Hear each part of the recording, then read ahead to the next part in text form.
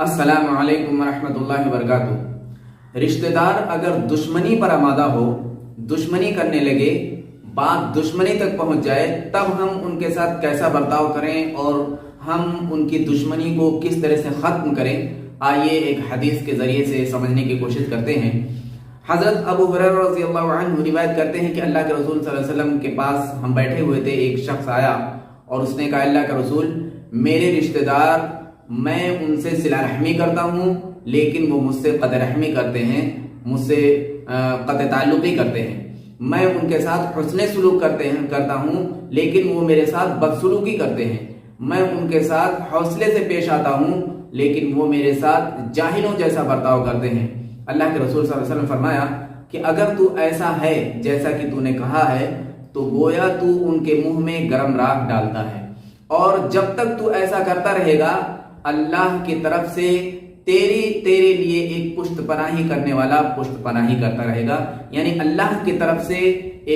تیرے لیے ایک فرشتہ جو تیری دفاع کرتا رہے گا۔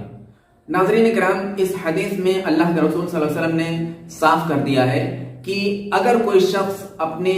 ایسے رشتہ دار کے ساتھ صلہ رحمی کرے جو اس کے ساتھ دشمنی کا جیسا برتاؤ کرتا ہو، دشمنی کیے ہوئے ہو، یعنی اس کے ساتھ بد کلامی کرتا ہو، اس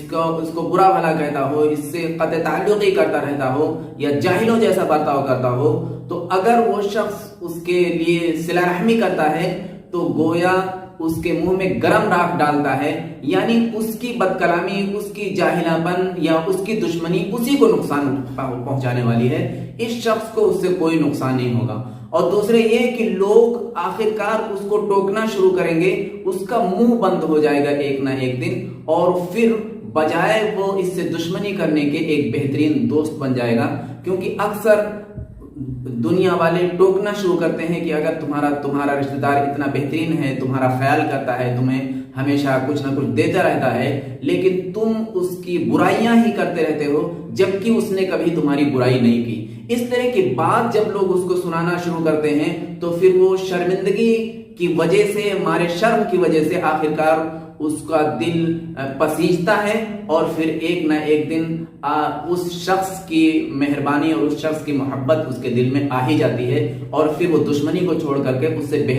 ایک بہتر دوست بن جاتا ہے۔ تو اللہ کے نبی صلی اللہ علیہ وسلم نے اسی لیے فرمایا کہ تم اس کے منہ میں گرم راکھ ڈال رہے ہو، یعنی ایک نہ ایک دن اس کا منہ بند ہو جائے گا، اور تم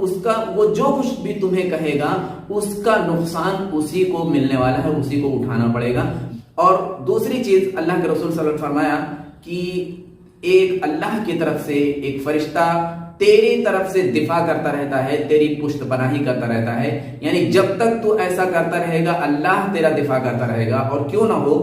جب کوئی بندہ، اللہ کا کوئی بندہ اپنے رشتہ دار سے صلہ رحمی کرتا ہے تو اللہ رب العزت اس کو اپنی رحمت سے جوڑ دیتا ہے، اور جب کوئی بندہ اللہ کی رحمت سے جڑ جائے تو پھر اس کا دفاع اللہ رب العزت فرشتوں کے ذریعے سے کراتا ہے کہ فرشتہ اس کے ہر بات کا جواب اس بندے کی طرف سے دیتا ہے۔ تو یہ حدیث پوری طریقے سے ہمیں یہ سمجھاتی ہے کہ اگر ہمارا کوئی رشتہ دار ہم سے قطع تعلقی کرتا ہو، ہم سے منہ موڑتا ہو، ہماری برائیاں کرتا پھرتا ہو، ہم سے دشمنیاں کرتا پھرتا ہو، تو ہم اس کے ساتھ صلہ رحمی کریں، اور اسی کو اصل صلہ رحمی کہتے ہیں۔ اللہ کے نبی صلی اللہ علیہ وسلم فرمایا، لیس الواصل بالمکافی ولکن الواصل الذی اذا قطعت رحمہ وصلها۔ صلہ رحمی یہ نہیں ہے کہ تم بدلے میں کسی کے ساتھ صلہ رحمی کرو، صلہ رحمی یہ ہے کہ کوئی رشتہ دار تم سے قطع تعلقی کرتا ہو، بدسلوکی کرتا ہو، قطع رحمی کرتا ہو، پھر تم اس کے ساتھ صلہ رحمی کرو، تو اصل صلہ رحمی یہ ہے۔ اور یہی واحد راستہ ہے جس کے ذریعے سے ہم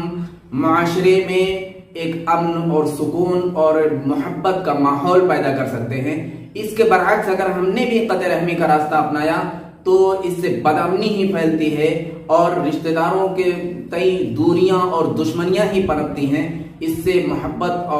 اور بھائی چارگی قطعاً پیدا نہیں ہو سکتی۔ اس لیے اللہ کے رسول صلی اللہ علیہ وسلم نے صلہ رحمی کرنے کا حکم دیا ہے۔ اللہ رب العزت سے دعا ہے کہ ہمیں صلہ رحمی کو سمجھنے اور صلہ رحمی کرنے والا بنا۔ آمین۔ والسلام علیکم ورحمۃ اللہ وبرکاتہ۔